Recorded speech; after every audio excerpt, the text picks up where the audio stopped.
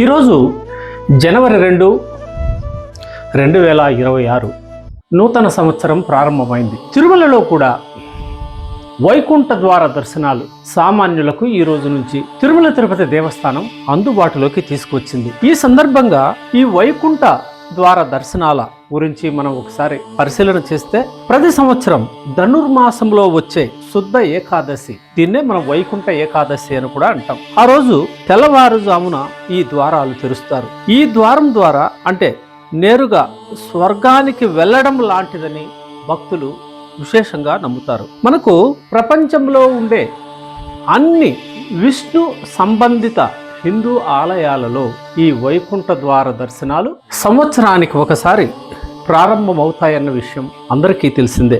ముఖ్యంగా ప్రపంచ సుప్రసిద్ధ దేవాలయం, హిందువుల ఏకైక ఆరాధ్య దైవంగా ఉన్న శ్రీ వెంకటేశ్వర స్వామి సన్నిధిలో అంటే తిరుమలలో ఈ వైకుంఠ ద్వార దర్శనం చేసుకుంటే తమ జీవితం ధన్యమవుతుందని తరతరాలుగా భక్తులు విశ్వసిస్తున్నారు. అందువల్లే ప్రతి సంవత్సరం ధనుర్మాసంలో వచ్చే శుద్ధ ఏకాదశి రోజున తెల్లవారుజాము నుంచి మరుసటి రోజు ద్వాదశి వరకు ఈ వైకుంఠ ద్వార దర్శనాలు కొనసాగుతాయి. అయితే 2020 ఆంధ్రప్రదేశ్ హైకోర్టు చేసిన సూచనల మేరకు భక్తులందరికీ ఈ వైకుంఠ ద్వార దర్శనాలు అందుబాటులోకి తీసుకురావాలన్న సూచన మేరకు 2020 టీటీడీ పాలక మండలి వివిధ కోణాలలో చర్చించి పలు పీఠాధిపతుల సూచనల మేరకు 10 రోజుల పాటు ఈ వైకుంఠ ద్వార దర్శనాలు అందుబాటులోకి తేవడం ద్వారా ప్రతి భక్తుడికి చిరకాల వాంఛను తీర్చుకోవడానికి అవకాశం కల్పించింది. ఈ నేపథ్యంలోనే టీటీడీ ప్రతి ఏడాది భక్తులకు ఈ వైకుంఠ ద్వార దర్శనాలు అందుబాటులోకి తీసుకొచ్చింది. ఒకసారి మనం ఈ వైకుంఠ ద్వార దర్శనాల చరిత్రను పరిశీలిస్తే, మధు, కైటభు అనే 2 రాక్షసులను శ్రీ మహావిష్ణువు సంహరించి తిరుమలలోని శ్రీ వెంకటేశ్వర స్వామి ఉత్తర ద్వారం గుండా వైకుంఠానికి వెళ్లారని, అయితే ఆ రాక్షసుల కోరిక మేరకు వారికి క్షమాభిక్ష ప్రసాదిస్తూ ప్రతి ఏటా ఏకాదశి నుంచి ద్వాదశి వరకు ఎవరైతే భక్తులు ఈ ఉత్తర ద్వారం ద్వారా నన్ను దర్శించుకుంటారో వారి జన్మ ధన్యమవుతుందని శ్రీ వెంకటేశ్వర స్వామి చెప్పినట్లు విష్ణు పురాణం చెబుతోంది. అంటే తిరుమలలో దక్షిణ ద్వారం నుంచి ఏడాది పొడవునా దర్శనాలకు అనుమతిస్తారు. కేవలం ఒక్కరోజు మాత్రమే ఈ వైకుంఠ ఏకాదశి పర్వదినాన్ని పురస్కరించుకొని వెంకటేశ్వర స్వామి గుడిలో ఉత్తరం వైపున ఏడాది పొడుగునా మూసివేసి ఉంచే ద్వారాన్ని తెరిచి ఆ ద్వారం గుండా భక్తుల్ని దర్శనానికి అనుమతిస్తారు. ఇదే వైకుంఠ ద్వారంగా సుప్రసిద్ధి చెందింది. ప్రతి హిందువు ఈ వైకుంఠ ద్వార దర్శనాన్ని చేసుకోవాలని తహతహలాడుతాడు. ఈ పరిస్థితిలోనే భక్తుల తాకిడి ఎక్కువైపోయి టీటీడీ పలువురు విష్ణు మతాధిపతుల సూచనలు, సలహాలను పరిగణలోకి తీసుకుని 10 రోజుల పాటు భక్తులను వైకుంఠ ద్వార దర్శనాలకు అనుమతిస్తూ ఈ 10 రోజుల్లో ఎప్పుడు దర్శనం చేసుకున్నా వైకుంఠ ఏకాదశి రోజు వెంకటేశ్వర స్వామిని దర్శనం చేసుకున్నట్లేనని టీటీడీ చర్యలు చేపట్టింది. ఇది అభినందనీయమే. ఎందుకంటే కాలానుగుణంగా భక్తుల సంఖ్య పెద్ద ఎత్తున తిరుమలలో పెరిగిపోతోంది. దానికి తగ్గట్లు తిరుమల వెంకటేశ్వర స్వామి ఆలయం ఏమాత్రం విస్తరించడం లేదు. ఇందుకు వీలుగా కూడా అవకాశాలు లేవని టీటీడీ అధికారులు చెబుతున్నారు. గుడి బయట భక్తులకు అవసరమైన సౌకర్యాలు కల్పించేందుకు అవకాశాలు కలుగుతున్నా గుడిని విస్తరించడానికి మాత్రం ఏమాత్రం అవకాశం లేదని టీటీడీ అధికారులు చెబుతుండటాన్ని మనం పరిగణలోకి తీసుకోవాల్సింది. వాస్తవంగా టీటీడీ అధికారులు ఈ వైకుంఠ ఏకాదశి పురస్కరించుకొని వైకుంఠ ద్వార దర్శనాలను 10 రోజుల పాటు అనుమతించారు. తిరుమలలో జరుగుతున్న వైకుంఠ ద్వార దర్శనాలు ఈనాటివి కావని టీటీడీ చరిత్ర చెబుతోంది. 1843లో మహంత్ సేవాదాస్ ఆధ్వర్యంలో ఈ ఆలయం ఉన్నప్పుడు ఈ వైకుంఠ ద్వార దర్శనాలు ప్రారంభమైనాయని చెబుతారు. అలాగే 1949లో ఈ దేవాలయాన్ని తిరుమల తిరుపతి దేవస్థానం అనే ఒక బోర్డును ఏర్పాటు చేసి పరిపాలన చేపట్టాక కూడా అధికారికంగా ఈ వైకుంఠ ద్వార దర్శనాలను కొనసాగిస్తూ వచ్చారు. 1949లో చెలికాని అన్నారావు అనే అధికారి నేతృత్వంలో ఏర్పాటైన పరిపాలనా కమిటీ తిరుమల దేవస్థానంలో ఈ వైకుంఠ ద్వార దర్శనాలను పెద్ద ఎత్తున చేపడుతూ వచ్చింది. చెలికాని అన్నారావు 1949 నుంచి 1964 వరకు దాదాపు 25 సంవత్సరాలు టీటీడీ ఈవోగా పనిచేశారు, పాలక మండలి అధ్యక్షుడిగా ఉన్నారు. ఆయన హయాంలోనే ఎన్నో మార్పులు చేర్పులు తిరుమల ఆలయంలో చోటు చేసుకున్నాయి. ఇదే సమయంలో ఈ ముక్కోటి ఏకాదశిని పురస్కరించుకొని జరుగుతున్న వైకుంఠ దర్శనాలని ఆయన హయాంలోనే ఘనంగా నిర్వహించడం ప్రారంభమైంది. రాను రాను టీటీడీలో అధికారుల పాలనను పక్కకు పెడుతూ వారిని నిమిత్త మాత్రులుగా మార్చేసి రాజకీయ నాయకులు రాజకీయ పునరావాసంలో భాగంగా టీటీడీ చైర్మన్ పోస్టును రాజకీయ నాయకులు స్వాధీనం చేసుకున్నారనే మనం చెప్పాలి. ఇది కొన్ని దశాబ్దాల క్రితమే ప్రారంభమైంది. చాలా కాలం పాటు టీటీడీలో ఐఏఎస్ అధికారుల పాలన కొనసాగి పలు సంస్కరణలకు మార్గం ఏర్పడింది. సామాన్య భక్తులకు పలువురు ఎగ్జిక్యూటివ్ అధికారులు పెద్ద ఎత్తున ప్రాధాన్యత కల్పించారు. రాజకీయ ప్రమేయం తిరుమలలో పెరిగిపోయాక గుండెల నిండా రాజకీయ పార్టీలపై అభిమానాన్ని నింపుకున్న వ్యక్తులు టీటీడీ చైర్మన్లుగా బాధ్యతలు చేపట్టిన తర్వాత ఇక్కడ సామాన్య భక్తులకు పెద్దపీట కాదు కదా, కనీస ఏర్పాట్లు కూడా వారికి చేయలేదనే భక్తుల అభిప్రాయం. వెంకటేశ్వర స్వామి దర్శనం కేవలం మొదట ధనవంతులకు విఐపీలకు దక్కిన తర్వాతే సామాన్య భక్తులు టీటీడీకి గుర్తుకు వస్తున్నారని, ఇందుకు కారణం ఏకైక నేపథ్యం రాజకీయాలేనని పలువురు విమర్శిస్తున్నారు.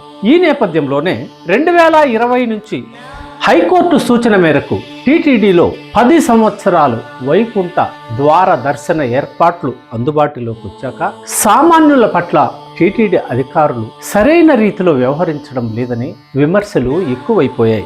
జగన్మోహన్ రెడ్డి మంత్రిగా ఉన్నప్పుడు 10 రోజుల పాటు వెంకటేశ్వర స్వామి వైకుంఠ ద్వార దర్శనాలకు అనుమతించి ఈ కార్యక్రమానికి విలువ లేకుండా చేశారని తెలుగుదేశం నాయకులు పెద్ద ఎత్తున ఆరోపణలు గుప్పించిన చరిత్ర కూడా ఉంది. అయితే రాష్ట్రంలో తెలుగుదేశం పార్టీ అధికారంలోకి వచ్చాక కూటమి ప్రభుత్వం దేవాదాయ శాఖ మంత్రి ఆనం రామనారాయణ రెడ్డి, హోంశాఖ మంత్రి అనిత గారు, అలాగే రెవెన్యూ శాఖ మంత్రి అనగాని సత్యప్రసాద్తో కూడిన మంత్రుల సబ్ కమిటీని కూడా నియమించి ఈ వైకుంఠ ద్వార దర్శనాలపై దాదాపుగా సమీక్షించారు. అయితే ఈ మంత్రుల కమిటీ కూడా 10 రోజుల పాటు ద్వార దర్శనాలు ముఖ్యంగా ప్రజలకు అందుబాటులో ఉంచకపోతే పలు ఇబ్బందులు తలెత్తుతాయని, భక్తుల సంఖ్య ప్రతి ఏడాది పెరిగిపోవడమే ఇందుకు ప్రధాన కారణమని 10 రోజుల పాటు వైకుంఠ ద్వార దర్శనాలకు అనుమతించాలని ఈ కమిటీ కూడా సిఫారసు చేసినట్టు చెబుతున్నారు. ఏది ఏమైనా భక్తులకు తిరుమల ఆలయంలో ఎన్ని రోజుల అవకాశం కల్పించినా తప్పేమీ కాదు. ఎందుకంటే ఒక్క వైకుంఠ ఏకాదశి నాడు మాత్రమే కాదు, ఎప్పుడైనా వెంకటేశ్వర స్వామిని దర్శించుకుంటే జన్మ ధన్యమైపోతుందని హిందూ సమాజం ప్రబలంగా నమ్ముతోంది. జీవితంలో ఒక్కసారైనా తిరుమలను దర్శించుకోవాలని ప్రతి హిందువు ఆశిస్తాడు. అలాగే జీవితంలో ఒక్కసారైనా వైకుంఠ ద్వార దర్శనం చేసుకోవాలని భక్తులు ఆశిస్తారు.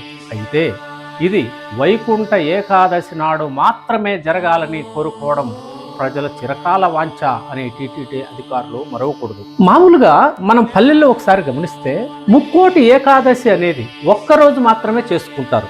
ఏకాదశి ప్రారంభం కావడం, ద్వాదశి ముగిసిపోవడం. ఈ మధ్య కాలంలోనే వైకుంఠ ఏకాదశిని అన్న పానీయాలు త్యజించి ఉపవాస దీక్షలో ఉంటూ రాత్రిపూట మొత్తం జాగారం చేయడం జరుగుతుంది. 10 రోజుల పాటు ఎవరూ జాగారాలు చేసిన చరిత్ర ఇంతవరకు ఎక్కడా లేదు. ఈ నేపథ్యంలోనే ఈ మధ్య టీటీడీఓ అనిల్ కుమార్ సింఘాల్ మాట్లాడుతూ పీఠాధిపతుల సూచన మేరకు 10 రోజుల పాటు వైకుంఠ ద్వార దర్శనాలకు అనుమతిస్తున్నామని, ఆ 10 రోజుల్లో ఎప్పుడు వెంకటేశ్వర స్వామిని దర్శించుకున్నా ఉత్తర ద్వారం గుండా వెళ్లి దేవుణ్ణి చూసినా వారి జన్మ తరిస్తుందని, ఇది వైకుంఠ ఏకాదశి రోజున దర్శన భాగ్యం చేసుకున్నట్లు అవుతుందని ఆయన వివరణిచ్చారు. ఆయన అభిప్రాయం ప్రకారం ఈ 10 రోజుల్లో ఎప్పుడు దర్శనాలు చేసుకున్నా వైకుంఠ దర్శనాలు చేసుకున్నట్లే సమానమని మనం అనుకోవాలి. అర్ధరాత్రి 1:30 గంటల ప్రాంతంలో తిరుమల తిరుపతి దేవస్థానంలో ఉత్తర ద్వారాలు తెరిచి భక్తులకి ఈ వైకుంఠ ద్వార దర్శనాన్ని కల్పించారు. ఆ రోజు ఉదయం 6 గంటల వరకు దేశం నలుమూలల నుంచి కాదు, విదేశాల నుంచి కూడా పలువురు ధనవంతులు, విఐపీలు పెద్ద ఎత్తున వెంకటేశ్వర స్వామిని దర్శించుకున్నారు. అనంతరం టోకన్లు కలిగిన వారిని అనుమతించారు. 2వ తారీఖు ఈ రోజు నుంచి సామాన్య భక్తులని 8వ తారీఖు వరకు అనుమతిస్తామని టీటీడీ అధికారులు గొప్పగా ప్రకటించారు. ఈ ప్రకటనలోనే రహస్యం దాగి ఉంది. తిరుమల తిరుపతి దేవస్థానంలో మనం వారి దర్శనాలను దగ్గరగా పరిశీలిస్తే అత్యంత ఎక్కువ ప్రోటోకాల్ కలిగిన రాష్ట్రపతి, ప్రధానమంత్రి, ముఖ్యమంత్రి, గవర్నర్, చీఫ్ జస్టిస్ లాంటి వాళ్ళ దర్శనాల సమయంలో మినహా సామాన్య భక్తులకి దర్శనాలు నిలిపివేయరు. ఎందుకంటే దేవుని ముందు అందరూ సమానమేనన్న భావనతో టీటీడీ ఎంతో కాలంగా పలు చర్యలు చేపట్టింది. ముఖ్యంగా డబ్బు వెచ్చించి రకరకాల టికెట్లు కొనుక్కునే వారిని, అలాగే సర్వదర్శనానికి వచ్చే సామాన్య భక్తుడిని టీటీడీ 2 ద్వారాలలో అంటే 2 మార్గాలలో దర్శనానికి అనుమతిస్తోంది. టికెట్లు కొన్న వారిని ప్రత్యేక క్యూ లైన్ ద్వారా అనుమతిస్తున్నారు. సామాన్య భక్తులని మరో క్యూ లైన్ ద్వారా అనుమతిస్తున్నారు. అయితే వీరందరినీ దేవుని ముందు మహాద్వారం దాటిన తర్వాత మూల విరాట్టును దర్శించుకునే సమయంలో కలిపివేసి సామాన్యుడు, ధనవంతుడు అనే భేదభావం లేకుండా వెంకటేశ్వర స్వామి దర్శనాన్ని చేసుకోవడానికి చాలా కాలంగా అవకాశం కల్పించింది. అయితే ఈ ఏడాది మాత్రమే, ముఖ్యంగా వైకుంఠ ఏకాదశి రోజున విఐపీలు భారీగా డబ్బులు వెచ్చించి టోకన్లు తీసుకున్న వారికి మాత్రమే టీటీడీ ఈ వైకుంఠ ద్వార దర్శనాలు కల్పించదని మనం ఖచ్చితంగా చెప్పాల్సి ఉంది. 2వ తారీఖు నుంచి 8వ తారీఖు వరకు ఎప్పుడు దర్శించుకున్నా వైకుంఠ ద్వార దర్శనాలు కలుగుతాయని చెబుతున్న టీటీడీ అధికారులు ఈ ధనవంతులను, విఐపీలను ఎందుకు చివరి రోజుల్లో అనుమతించలేకపోయారు? సామాన్యుడు వెంకటేశ్వర స్వామి గుండెల్లో కొలువై ఉండడా? కనీసం అందరినీ టాప్ మోస్ట్ ప్రోటోకాల్ ఉన్న వారిని పక్కన పెడితే మిగిలిన భక్తులందరినీ ఆలయంలోకి వెళ్ళాకైనా కలిపివేసి వెంకటేశ్వర స్వామి పాదాల చెంతనైనా సమానత్వాన్ని చూపించాల్సింది ఈ టీటీడీ అధికారులు. అయితే మనకు టీటీడీలో రాజకీయ జోక్యం ఎక్కువైపోయింది కదా. వాళ్ళకు సంబంధించిన మంత్రులు, ముఖ్యమంత్రులు, ప్రధానమంత్రులు, ఇంకా బిజినెస్ మెన్లు వీళ్ళందరూ వచ్చినప్పుడు మనోళ్ళకి నిబంధనలు అనేవి ఏమీ ఉండవు. మామూలుగా డబ్బు పెట్టి టికెట్లు కొనే వారికి ప్రత్యేక క్యూ లైన్, అంటే కొద్ది సమయంలోనే వాళ్ళు దేవుని చెంతకు చేరిపోతారు.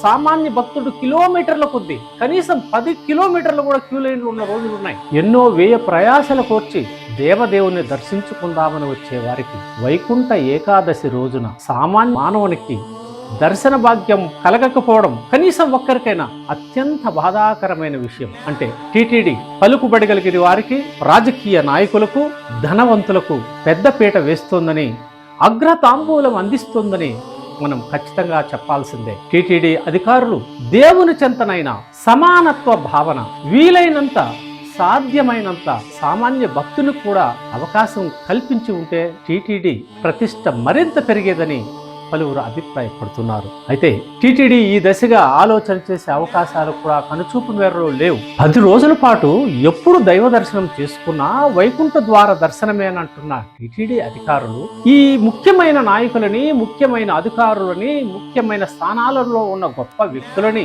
ఈ 10 రోజుల పాటు కనీసం గంటో అర్ధగంటో ప్రత్యేకంగా సమయం కేటాయించి సామాన్య భక్తులతో పాటు అనుమతించి ఉంటే అసలు తిరుమల ఖ్యాతి, టీటీడీ బోర్డు ప్రతిష్ట ఆమాంతం పెరిగిపోయేది. టీటీడీ అధికారులు రాజకీయ నాయకుల చేతుల్లో బందీలైపోయారు.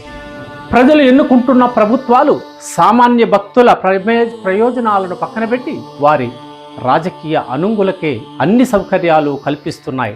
ఈ వైఖరి మారాలి. టీటీడీలో రాజకీయ నాయకుల జోక్యాన్ని నివారించాలంటే ముందు ట్రస్ట్ బోర్డు నుంచి ఈ రాజకీయ నేపథ్యం ఉన్న వారిని తొలగించాలి. కేవలం దేశవ్యాప్తంగా పలు వైష్ణవ మఠాలు ఉన్నాయి.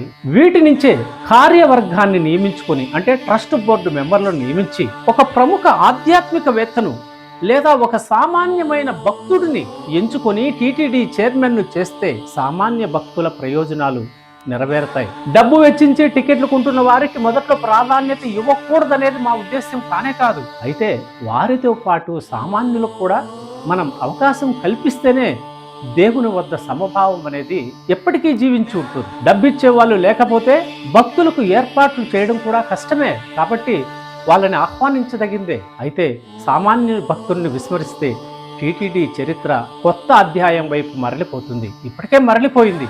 ఈ పరిస్థితి నుంచి పాఠాలు నేర్చుకోవాలి. ఈ 10 రోజులు కేవలం గంటకి మించి కాకుండా ఈ విఐపి దర్శనాలకు అనుమతించాలి. సామాన్య భక్తులను వీరితో పాటు కలిపి దేవదేవుని ముందు ఆలయ గర్భగుడిలోనైనా ఒక సమానత్వ భావాన్ని నెలకొల్పి టీటీడీ ప్రపంచంలోనే అతిపెద్ద హిందూ ధార్మిక సంస్థగా నిరూపించుకోవాల్సిన సమయం ఆసన్నమైంది. ఈ దిశగా రాష్ట్రంలోని పాలక ప్రభుత్వాలు కళ్ళు తెరవాలని హిందూ విష్ణు భక్తులు సవినయంగా కోరుతున్నారు. తిరుమల తిరుపతి దేవస్థానం ఒక రాజకీయ సంస్థ కాదు, అలాగే వ్యాపార సంస్థ కూడా కాదు. ఇది కేవలం గొప్ప ధార్మిక సంస్థ. ఈ విషయాన్ని పాలక ప్రభుత్వాలు పరిగణలోకి తీసుకోవాలి. టిటిడి ట్రస్ట్ బోర్డు ప్రస్తుతం రాజకీయ నాయకులతో, ధనవంతులతో, వివిధ నేరాలు చేసి అభియోగాలు ఎదుర్కొంటున్న వ్యక్తులతో నిండిపోయిన తరుణంలో కూడా దీనికి కీలకమైన నిర్ణయాలు తీసుకునే అధికారం లేదనే చెప్పాలి. ఎందుకంటే రాష్ట్ర ప్రభుత్వం అధికారంలో ఉన్నవారు ఏది చెబితే అదే టీటీడీలో జరుగుతోంది. ఈ నేపథ్యంలోనే వెంకటేశ్వర స్వామిని ఏదో కారణాలతో సామాన్య భక్తులకు దూరం చేసి ధనవంతుల దేవునిగా మార్చొద్దని హిందువులు పెద్ద ఎత్తున ముఖ్యమంత్రికి విజ్ఞప్తి చేస్తున్నారు. టీటీడీ ఒక ధార్మిక సంస్థగా మనగలిగే విధంగా, సామాన్య భక్తులకు పెద్దపీట వేసే విధంగా అత్యంత అనుభవజ్ఞుడైన ముఖ్యమంత్రి చంద్రబాబు నాయుడు వెంకటేశ్వర స్వామికి గొప్ప భక్తుడు అయినందున పటిష్టంగా చర్యలు తీసుకొని తిరుమల ఆలయ ప్రతిష్టను మరింత పెంచాలని ప్రజలు కోరుతున్నారు.